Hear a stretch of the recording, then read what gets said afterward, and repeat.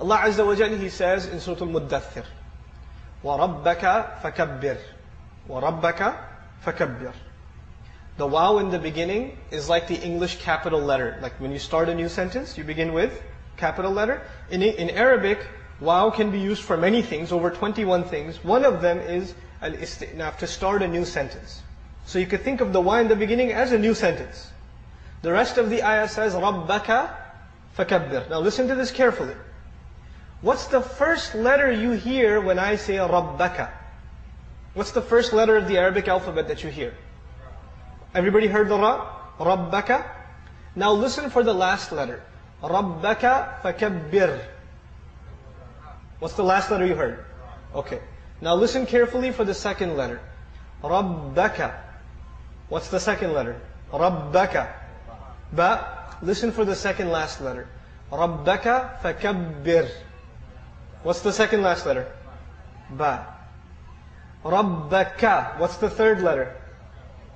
Kaf. رَبَّكَ فَكَبِّرْ. What's the third last letter?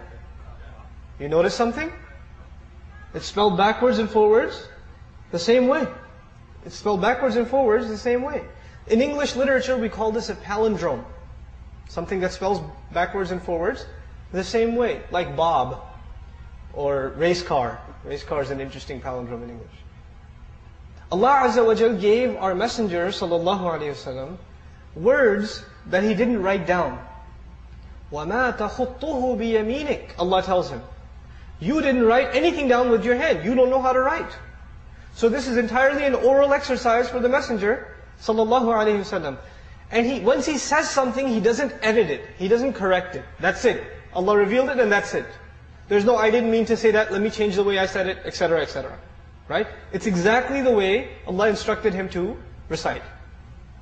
The challenge for mankind is, you see, the ayah, the simple translation of the ayah would be, declare the greatness only of your Lord. That would be a simple translation of وَرَبَّكَ فَكَبِّرْ. Try to say, declare the greatness only of your Lord in English, or French, or German, or Japanese, or Chinese, or Italian, or Russian, or Urdu, or Farsi. You pick the language. Say it so that it spells backwards and forwards the same way, and say it so you only have one attempt orally. No writing down, no looking up in dictionaries. How possible is that? Subhanallah.